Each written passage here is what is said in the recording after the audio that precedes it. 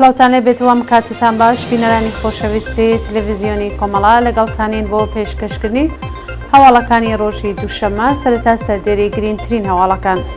کوژران و برینداربوونی 4 کۆڵبەر لە سنووری بانە، هەڕەشەی ناوەندە ئەمنیەتیەکانی مەهاباد لە بنەمەڵەی بەندکراوانی مەحکوم بە ئێدام، مەرجی ناوەندە ئەمنیەتیەکان بۆ دەستڕاگەیشتنی زەینەب جەلالیان بە دەرمان، کۆبوونەوەی پەرستاران و کادری دەرمان لە عێراق، درێژەی چالاکیەکان بۆ پشتیوانی لە توماج ساڵحی، مردنی ساڵانە 6398 کەس بەهۆی پیسبوونی هەوا لە تاران، و گیانلەدەستانی 700 فلستینی لە هێرشەکانی ئیسرائیل بۆ سەر غەزە.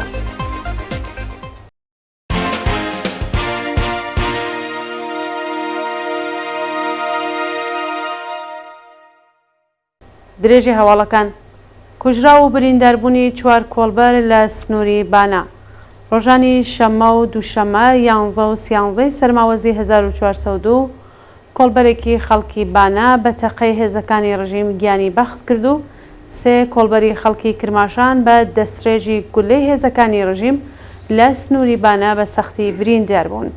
بەپێی راپۆرتی کۆڵبەر نیوز بەیانی ڕۆژی دووشەممە کۆڵبەرێکی تەمەن 28 ساڵی خەڵکی گوندی مێرەدەی سەر بە شاری بانە بە ناوی ئەهوان دەشتی بە تەقەی ڕاستەوخۆی سەرکوزگەرانی کۆماری ئیسلامی لە سنووری هەنگەژاڵ گیانی لەدەستداوە.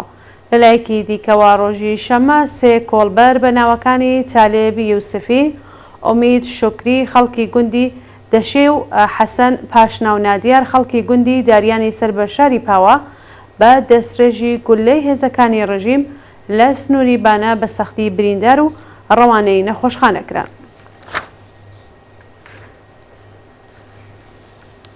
گیانلەدەستانی کرێکارێک لە شاری سەڵماز بەیانی ڕۆژی یەکشەممە 12 سەرماوەز کرێکارێکی بیناسازی خەڵکی سەڵماز بە ناوی عەباس خۆشماڵ تەمەن 40 ساڵ بەهۆی نەبوونی ئیمنی شوێنی کار گیانی لەدەستا. بەپێی زانیاریەکان عەباس خۆشماڵ پیشەی ئارمەتۆربەندی و خەڵکی گوندی باژرگەی سەر بە ناوچەی سۆمای ورمێ بووە. ناوراو لە کاتی کارکردندا بەهۆی بەربوونەوە لە بەرزایی بینایەکی چەند نهۆمی لە شاری سەڵماز گیانی لەدەستداوە و شانی باسە کە ناوبرا و خێزاندار و باوکی 4 منداڵ بووە.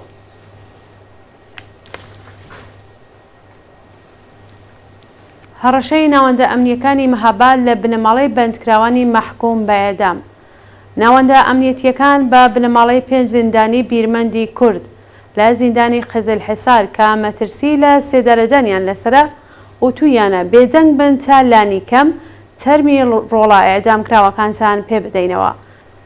دوا بەدوای لە 3 دەرەجانی قاسم ئابستە و ئەیوب کەریمی 2 زیندانی بیرمەند لە ڕۆژانی 14 خەزەڵوەر و 8 سەرماوەزی 1402 ئەگەری لە 3 دەرەدانی کەسانی تر کە دۆسیەی هاوبەشیان لەگەڵیاندا هەیە بە ناوەکانی ئەنوەر خزری، کامران شێخە، خۆسرۆ بەشارەت، داود عەبدوڵاهی و فەرهاد سەلیمی زۆر بووەتەوە بنەماڵەی ئەوان کە لە 3 دارە دراون و ئەوانش کە مەترسی لە 3 دارەدانیان لەسرە لەژێر گوشاری ناوەندە ئەمنیەتیەکاندایە.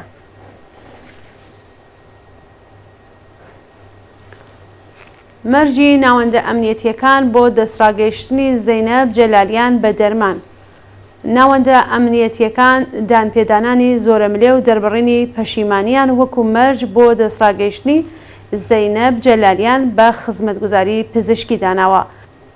زەینەب جەلالیان زیندانی سیاسی خەڵکی شاری ماکۆ کە 16مین ساڵی حکومەکەی لە زیندانی یەزدا تێپەڕ دەکات بەهۆی دژایەتیکردنی وەزارەتی ئیسلاحاتەوە لە دەستڕاگەیشتن بە خزمەتگوزاری پزیشکی بێبەریە. بەپێی زانیاریەکان زەینەب ڕایخراپی دۆخی تەندروستی هەموو داواکاریەکانی ئیتلاعاتی بۆ دەربڕینی پەشیمانی ڕەت کردوێتەوە. دژایەتیکردنی ناوەندە ئەمنیەتیەکان لەگەڵ ئازادی سەمەد شابووی لە زیندانی ورمێ. بەپێی راپۆرتی ناوەندەکانی مافی مرۆڤ، ناوەندە ئەمنیەتیەکان لەگەڵ ئازادی بەندکراوێکی خەڵکی گوندی شاهوانەی سەر بە شاری شنۆ بە ناوی سەمەد شابووی کە لە زیندانی ورمێ ڕاگیراوە دژایەتیان کردووە. بە وتەی سەرچاوەکانی هەواڵ دەستگای قەزایی ڕژیم لە شاری ورمێ بۆ ئازادی سەمەد وەسیقەی 3 ملیار تمەنی داوا کردووە. بەڵام ئیدارەی ئیسلاحاتی ئەو شارە لەگەڵ ئازادی کاتی ئەو بەندکراوە دژایەتی کردووە. بەرپرسانی ئیدارەی ئیسلاحات ڕایان گەاندووە هەر کات حکمی سەمەد شابووی دەرکرا ئەو کات بە دانانی وەسیقە ئازاد دەکرێت. شانی باسە کە سیامان شابووی برای سەمەد شابووی ئەندامی حیزبی دموکراتی کوردستانی ئێران بوو و ڕۆژی 20 پوشبەڕی ئەمساڵ لە شاری هەولێر لە هەرێمی کوردستان لەلایەن دەست و پەیوەندیەکانی کۆماری ئیسلامیەوە ترۆرکرا. سەمەد گەلاوێژی ئەمساڵ دەست بەسەر و پاش 2 مانگ ئەشکەنجە و ئازار لە گرتوخانەی ئیسلاحاتی ورمێ بۆ زیندانی ئەو شارە گوازرایەوە. ناوبراو لە ماوەی بەندکرانیدا لە دەستڕاگەیشتن بە پارێزەر و چاو پێکەوتن لەگەڵ بنەماڵەکەی بێبەش کراوە.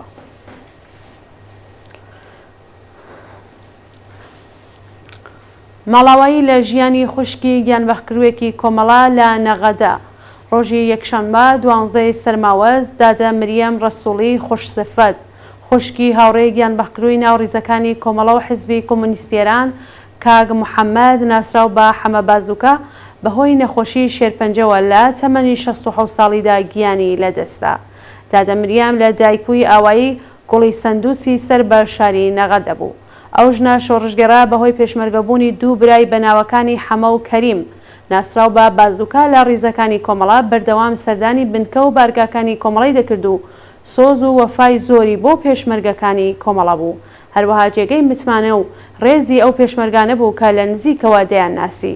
شایانی باسە کاک محەممەد بازووکە برای دادە مریەم یەکێک لە فەرماندە ئازا و جەسوورەکانی ناو کۆمەڵە بوو کە یەکێک لە بەرپرسە نیزانیەکانی هێزی پێشڕە و گوردانی 24 مەهاباد بوو. بەڵام بەداخەوە لە بۆمبارانی شیمیایی دۆڵێ بۆتێ گیانی ئازیزی بەخت کرد. ڕۆژی یەکشەممە 12 سەرماوەز دادە مریەم بەهۆی نەخۆشی شێرپەنجەوە بۆ هەمیشە ماڵاوایی لە ژیان کرد. بە بۆنەی کۆچی دوایی ئەو ئازیزە سەرخۆشی و هاوخەمی خۆمان ئاراستەی بنەماڵی دادە مریەم و بە تایبەت کاک کەریم بازووکە ئەندامی حیزبی کۆمونیستی ئێران دەکەین و خۆمان بە شەریکی خەمیان دەزانین.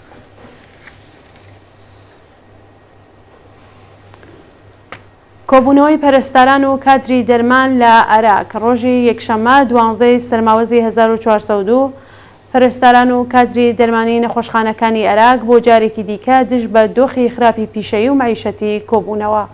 پەرستاران و کادری دەرمانی نەخۆشخانەکانی عێراق هاوشێوەی هاوکارەکانیان لە شارەکانی دیکەی ئێران خوازیاری پێدانی حەقدەستە دواخراوەکانیان، بردنە سەرەوەی ڕێژەی حەقدەست و مەزایە، زیادکردنی تارەفەی پەرستاری، پەرداختی ئیزافەکاری و کارانە، دابینکردنی ئەمنیەتی پیشەیی و گۆڕانی گرێبەست، دامەزراندنی پەرستاری نوێ و کەمکردنەوەی ساعەتی کاربوون.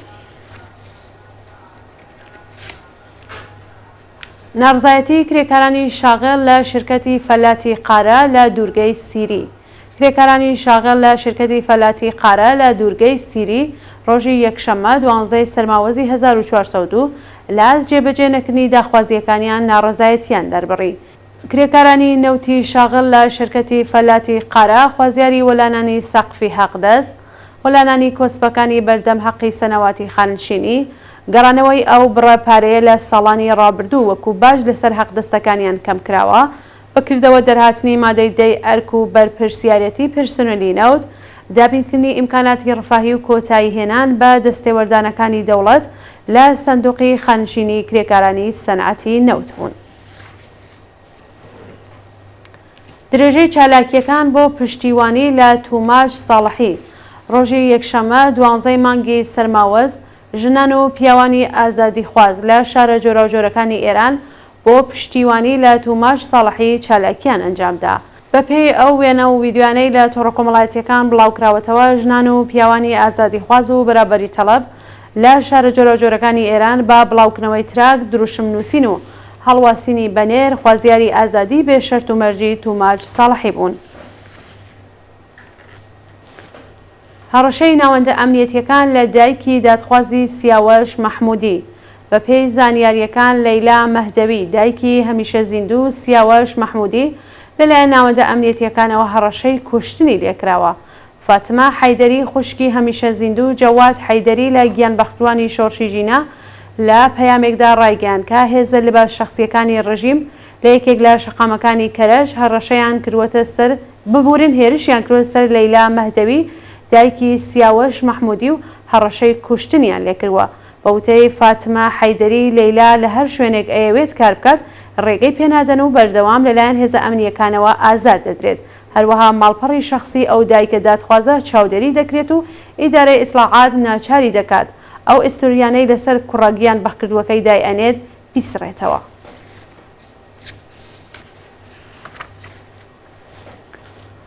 مردنی ساڵانەی 6398 کەس بەهۆی پیسبوونی هەوا لە چاران.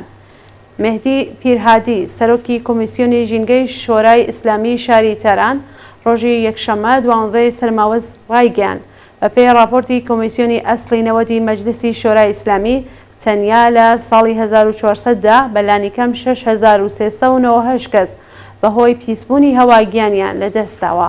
ئەو بەرپرسەی ڕژیم زیانی بەرهاتوو لە مردنی شارۆمەندان بەهۆی پیسبوونی کەش و هەوای بە 3 ملیارد و 400 میلیۆن دلار خەڵماندووە و تویەتی بەدڵنیاییەوە ئەو ڕێژەیە لە ساڵی 1401دا زیاتریش بووە.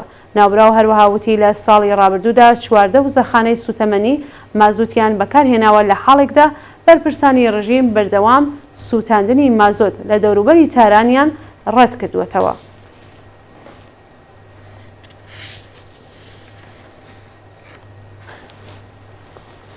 بەردەوامی نەڕزایەتی کرێکارانی معدەن و وزەخانەکان لە بولغارستان ڕۆژی یەکشەممە 12 سەرماوەزی 1402 کرێکارانی معدەنی وزەخانەکانی بەردی خەڵوزی بولغارستان دژ بە گەڵاڵەی گواستنەوەی سەوزی دەوڵەت و یەکێتی ئەوروپا خۆپیشاندانیان کرد. بەپێی راپۆرتەکان کرێکاران لە ئاست داخرانی معدەنەکانی بەردی خەڵوز و بێکاربوونیان ناڕازین و داواکاری دەوڵەت بۆ دانوستانیان ڕەت کردوێتەوە. کرێکاران دەڵێن دەوڵەت بەبێ ئەوەی پیشەیەکی جێگوزین بۆ کرێکاران دابین کات و کێشە مەعیشەتیەکانیان چارەسەر بکات بڕیاری بەداخستنی معدەن و وزەخانەکانی بەردی خەڵوزداوە. دوا هەواڵ گیان لەدەستانی 700 فلستینی لە هێرشەکانی ئیسرائیل بۆ سەر غەزە. لە ماوەی 48 کاتژمێری ڕابردوودا بەهۆی هێرشە ئاسمانی و زەمینیەکانی ئیسرائیل بۆ سەر کەرتی غەزە بەلانی کەم 700 فلستینی گیانیان لەدەستداوە. بەپێی راپۆرتەکان ئەرتشی ئیسرائیل تەواوی ناوچەکانی کەرتی غەزەی کردوەتە ئامانج و هۆشداری داوەتە دانیشتوانی خانی یونس تاکو و ناوچەکە چۆڵ بکەن. بەپێی راپۆرتی ڕۆیترز پاش تەوابوونی ئاگربەست ئیسرائیل توندترین هێرشەکانی بۆ سەر کەرتی غەزە دەست پێ کردووە و ڕۆژی ڕابردوو هاوکات ناوچەکانی خانی یونس، جیبالیا، شۆجاعیە و دەیرۆلبەلحی بە چڕی بردومان کردووە. لەلایەکی دیکەوە بنکەکانی حیزبوڵڵای لوبنانیش بە سەختی کراوەتە ئامانج و وە چەندین ئەندامی ئەو گروپە کوژرا و بریندار بوون. فڕۆکەکانی ئەمریکاش لە عێراق گروپی مقاومی ئیسلامیان بەهۆی هێرشە موشکی و هەبادیەکانیان بۆ سەر سەربازانی ئەمریکایی کردە ئامانج و لە کامی ئەو هێرشەدا 5 میلیشیای سەر بە کۆماری ئیسلامی کوژراون. خۆشەویستان هەواڵەکانتان پێشکەشکرا هەر شاد بن.